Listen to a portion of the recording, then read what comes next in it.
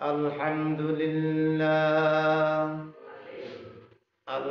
لله نحمده ونستعينه ونستغفره ونعوذ بالله من شرور أنفسنا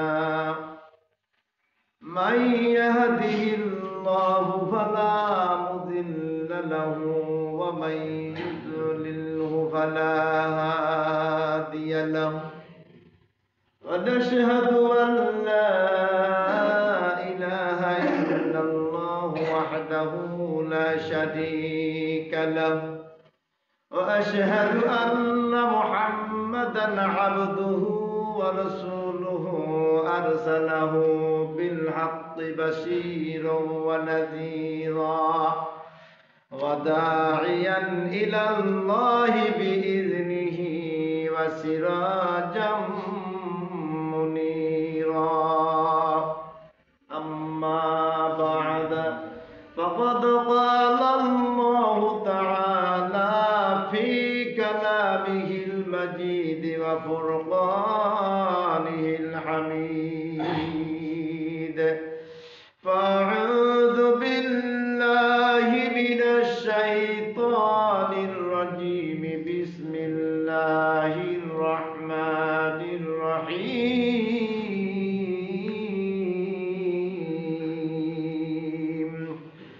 ومن آياته أن خلق لكم من أنفسكم أزواجا لتسكنوا إليها فجعل بينكم مودة ورحمة إن في ذلك لآيات لقوم يتفكرون وقال رسول الله صلى الله عليه وسلم تنكح المرأة الأربع لمالها ولحسابها وجمالها ولدينها فاظفر بذات الدين تربت يدك أو كما قال عليه الصلاة والسلام إن الله وملائكته يصلون على النبي يا أيها الذين آمنوا صلوا عليه وسلموا تسليما اللهم صل على سيدنا مولانا محمد وعلى آله سيدنا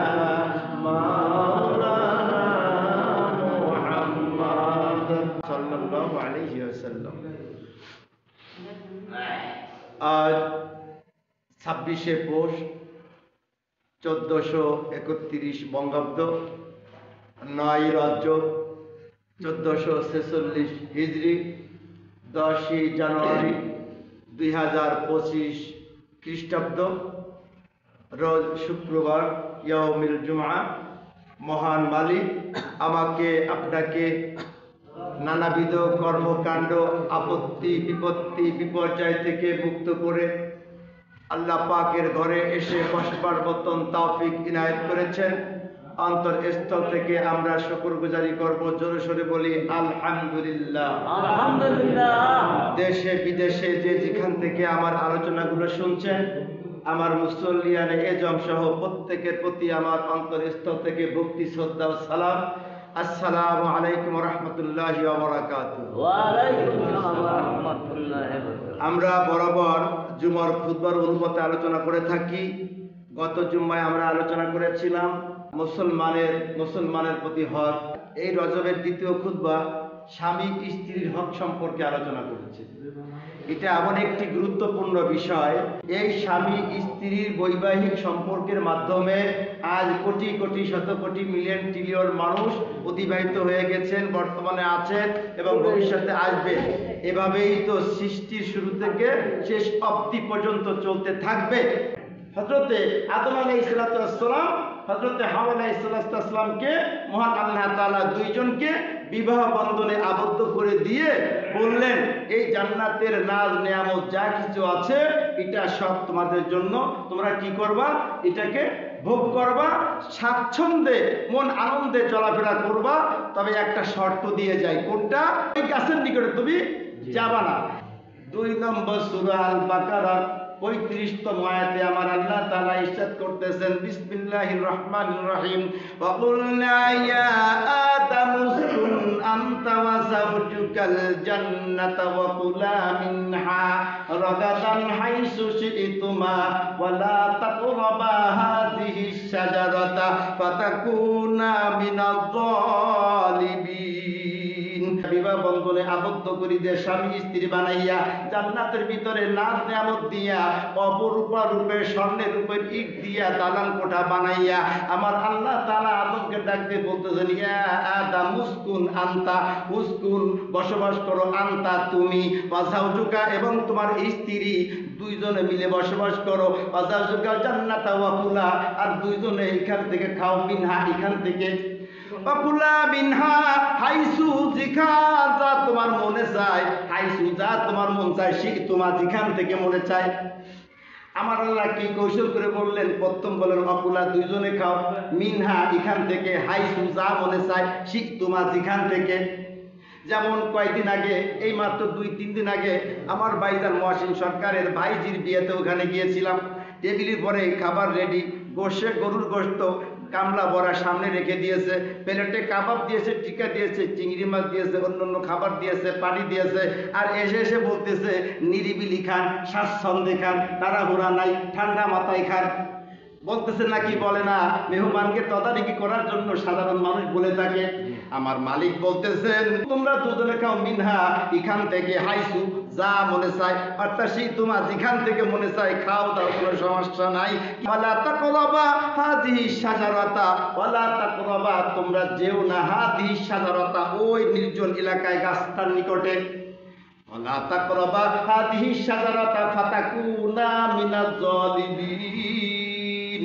ওই গাছের নিকটে গেলে তুমি সীমা লঙ্ঘনকারীদের অন্তর্ভুক্ত হয়ে যাবে। ইবলিসের মনে শান্তি নাই, আদম হাওয়ারে কেমনে বাইর করে দেবে? দেখছেন কি কৌশল করা? ওই গাছের নিকটে ফাযাল্লাহুমা শাইতানু আনহা ফাখরাজাহুমা মিম্মা কানা ফি। আমার আলোচনা ওদিকে না। হযরতে আদম আলাইহিস সালাম আর মা হাওয়া আলাইহিস সালামকে দুইজনকে দাম্পত্য জীবনে দিয়ে আমাদেরকে সেই সৃষ্টি ধারাবাহিকতা এভাবে রেখে দিয়েছেন। সাধারণত বিয়ে শাদীর ক্ষেত্রে 4টে বিষয় থাকে। কয়টা বিষয়? 4টে বিষয় প্রাধান্য বেশি দেয়। যেমন আল্লাহ রাসূল সাল্লাল্লাহু আলাইহি ওয়াসাল্লাম বলতেছেন, মুসলিম শরীফ 1466, বুখারী শরীফ 5090তম হাদিস, আল্লাহ রাসূল সাল্লাল্লাহু আলাইহি ওয়াসাল্লাম বলতেছেন, আন আবি হুরায়রা রাদিয়াল্লাহু তাআলা আনহু আন্না নবী সাল্লাল্লাহু আলাইহি ওয়াসাল্লাম ক্বালা তুনকাহুল মারআতু আরবাঈ। আল্লাহ রাসূল বলতেছেন বিবাহ শাদীর ক্ষেত্রে সাধারণত বেসিক্যালি 4টা বিষয়ের পরে প্রাধান্য দেওয়া হয়।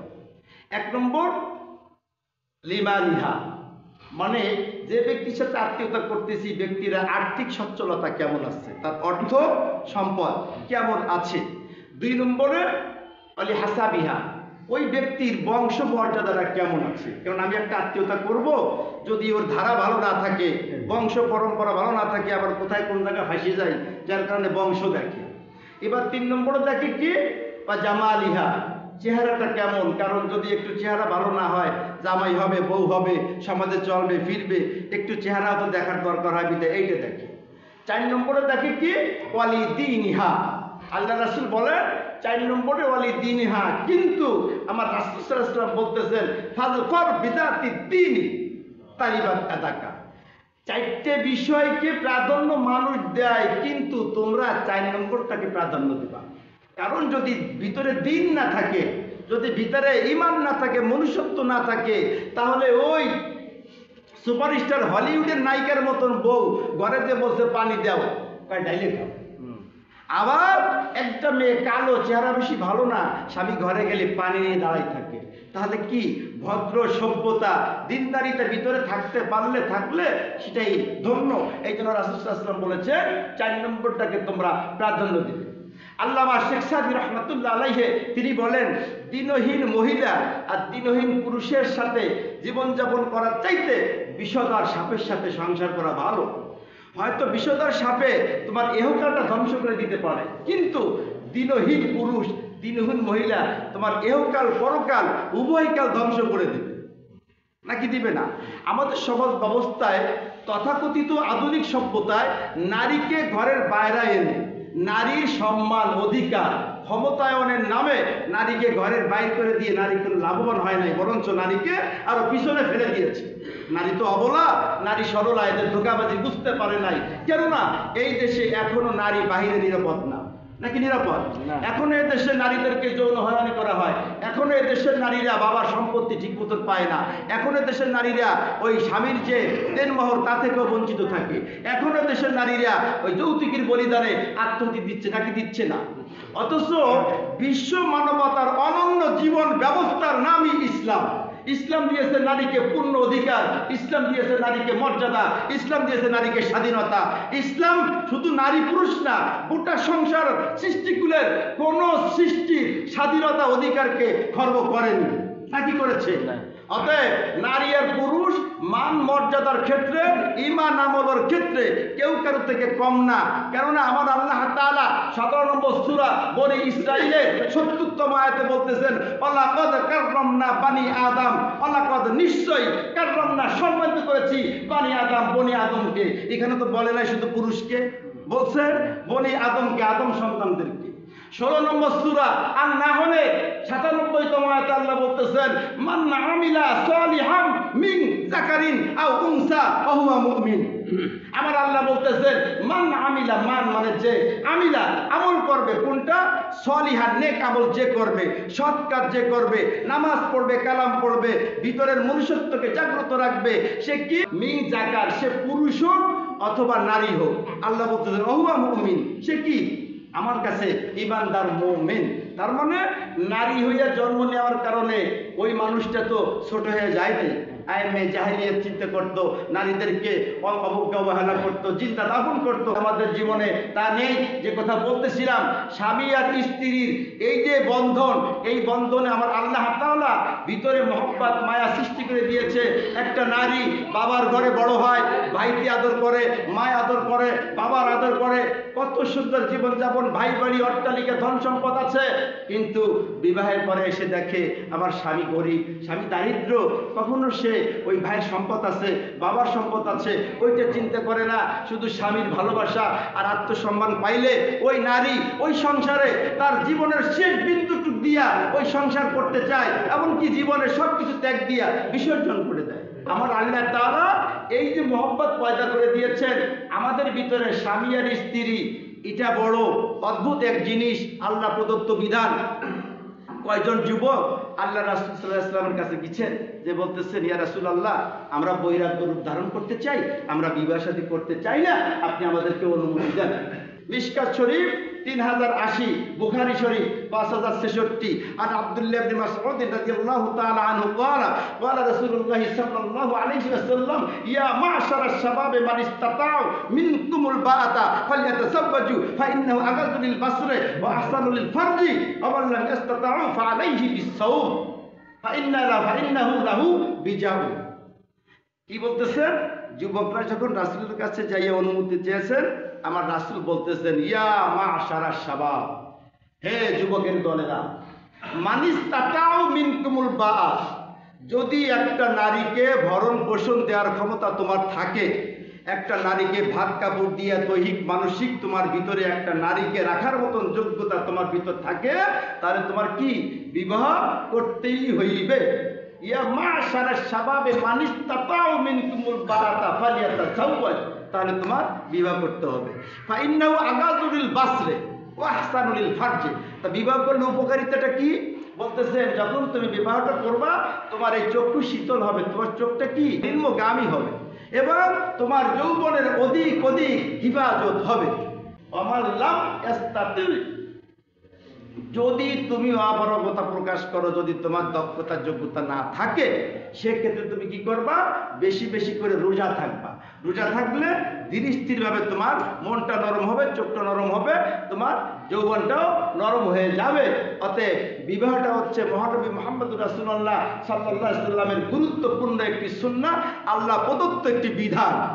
এখান থেকে বেরোয় আসার আমাদের সুযোগ নেই। 4 নম্বর সূরা আন-নিসা, আল্লাহ বলতেছেন 19 নম্বর আয়াতে, ওয়াশিরুহুন্না বিল মারুফ, যে তোমরা তোমাদের স্ত্রীদের সাথে অসৎ আচরণ করো না, উত্তম আচরণ করো, ভালো ব্যবহার করো। কারণ একটা নারী স্বামীর ভালোবাসা আর আত্মসম্মান বিহনে আর কিছু চায় না। নারী বড় ত্যাগী, কিন্তু আমরা পুরুষরা কিন্তু অত ত্যাগী না। আমি স্বামী হয়েছি বিদায় আমি আমার বোর পরে এত বড় তাকব্বুর করব। আল্লাহ রাসূল বিদায় হতে বলেছেন, তোমাদের যেমন তারপরে অধিকার আছে, তারও কিন্তু তোমার পরে অধিকার আছে। তুমি নারীকে ছোট করে দেখার কোনো সুযোগ নাই।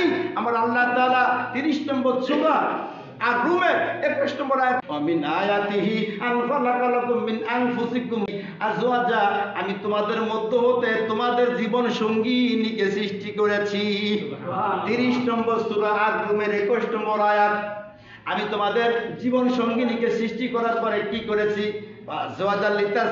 ইলাইহা, এই কারণে সৃষ্টি করেছি যাতে তোমরা তার কাছ থেকে প্রশান্তি লাভ করতে পারো। ফাজাআলা বাইনাকুম মাওয়াদ্দাতাও ওয়া রাহমা, আমার আল্লাহ বলতেছেন ফাজাআলা বাইনাকুম, আমি প্রতিষ্ঠা করেছি তোমাদের প্রতি, কি করেছি? প্রেম, প্রীতি, ভালোবাসা, মাওয়াদ্দা ভালোবাসা, ওয়া রাহমা এবং দয়া সৃষ্টি করেছি, মায়া সৃষ্টি করেছি। এমন মায়া সৃষ্টি করেছি, স্ত্রী যদি অসুস্থ হয় স্বামীর মনটা পেরেশান হয়ে যায়। স্বামী যদি অসুস্থ হয় সারা রাত ধরে আর স্ত্রী বিছানায় পিঠ লাগাইতে পারে না। ওই স্বামী সেবা যত্ন করতে করতে রাত বিভোর হয়ে যায়, খানা পিনা থাকে না। আল্লাহ এমন দয়া মায়া পয়দা করে দিয়েছেন। আমার আল্লাহ বলেন মাওয়াদ্দা ওয়া রাহমা, ইন্না ফি যালিকা লাআয়াতিল লিকাউমিন ইয়াতাফাক্কারুন, একমাত্র চিন্তাশীল ব্যক্তিরা এই নিদর্শনকে চিন্তা করতে পারবে, আর বাকিরা চিন্তা করতে পারবে না।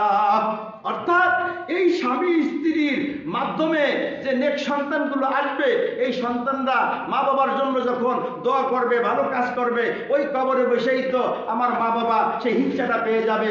আল্লাহর কাছে 2 হাত তুলে বলি, খোদা মালিক, আমি যদি জান্নাতে আমি যাই, আশা করি, বিশ্বাস করি, আমার রাসূলের খাতিরে, রাসূলের কদমের খাতিরে ইনশাআল্লাহ আমি গোলাম জান্নাত পাবো, আশা রাখি, ভরসাও রাখি, বিশ্বাসও রাখি। তুমি 70টা হুর গিলেমান দেবা, ওয়াহুরিন ঈন, দাগর নয়না বিশিষ্ট এমন সুপারস্টার, কিসের হিরোইন, কিসের নায়িকা পৃথিবীর, তাদের রূপ ঝলকের একটি চেহারা তাঁতির ঝিলিক যদি পৃথিবীতে পড়ে, শস্য খেতে শস্য ফসল হবে না। আমার হুর লাগবে না। তুমি আমাকে যে বর্তমান সংসার দিয়েছো, তুমি আমার সাবিনা ইয়াসমিনকে তুমি আমাকে ওই জান্নাতেও দিও, আমার হুর লাগবে না। তার কারণ স্বামী স্ত্রী এমন সম্পর্ক, অনেকের দামি খাট আছে, মার্বেল টাইলস লাগানো, চোখ ধাঁধানো নির্মাণ শৈলী বাড়ি আছে, সমাজে স্ট্যাটাস আছে, বডি স্ট্রাকচার বলো, বংশ বলো, চেহারা বলো, অর্থবিত্ত সব আছে, কিন্তু ঘরে যে সুখ নেই। আছে না এমন? ঘরে যে সুখ নেই। কেন সুখ নেই? যাকে যে সুখী হবে সেই তো ভালো না। আর একটা মানুষকে মেরে মেরে বেশি বলে কখনো ভালো বানানো যায় না। ভালো যদি হয়, গোড়া পত্তন থেকে ভালো হয়, নিজের থেকে ভালো না হলে কেউ কাউকে ভালো করতে পারে না। অনেক সংসার আছে, তাদের ভিতরে কি অভাব আছে? তাদের ভিতরে অশান্তি নাই। কেন অশান্তি নাই? দুজন দুজনকে বোঝে। হুন্না লিবাসুল্লাকুম ওয়া আনতুম লিবাসুল্লাহুন্না, আল্লাহ বলতেছেন নারীরা তোমাদের পোশাক আর তোমরা নারীর পোশাক। পোশাক ছাড়া কেউ চলতে পারে না। অতএব পোশাকের সঙ্গে তুলনা করেছেন লিবাসের সাথে। আমাকে আপনাকে প্রত্যেককে অন্তত ঘরের ভিতরে স্যাক্রিফাইস করা দরকার। আমার স্ত্রী কোনো এক কারণবশত একটু গুসা করছে, আমি চুপ থাকলাম, আবার আমি গুসা করছি, স্ত্রী চুপ থাকলে তার কি হয়? সংসারটা শোনায় সোহাগা হয়ে যায়, ওই সংসারে আর বিরোধ থাকে না। হয়তো আমাদের ভিতরে তো কারণে আমরা রাগ করি, আমাদের তো মানুষ তো আমরা। আল্লাহ তাআলা আমাকে আপনাকে প্রত্যেককে ধৈর্য ধারণ করে ঈমান ও আমলে ইসলামী মাইন্ডেড পথে সংসার জীবনে আমরা থাকতে পারি। স্বামী স্ত্রীর ভিতরে আল্লাহ তাআলা আমাদের আপনার মহব্বত পয়দা করুন, আমরা পরিবার বর্গ নিয়ে ভালো থাকি। আল্লাহ রাসূলের শানে মানে আমরা কেউ বেয়াদবি না করি। আল্লাহ তাআলার হুকুম পালন করে রাসূলের আশিক উম্মত হইয়া কবরে যেতে পারি। আল্লাহ পাক আমাকে আপনাকে সেই তৌফিক দান করুক, সেই ইনায়েত করুক। বলেন আমিন সুম্মা আমিন। ওয়া মা আলাইনা ইল্লাল বালাগ। আমরা যারা সুন্নাত পড়ি সুন্নাত পড়বো, তার আগে ভাইজান 1 মিনিট কথা বলবে, আপনি কথা বলেন।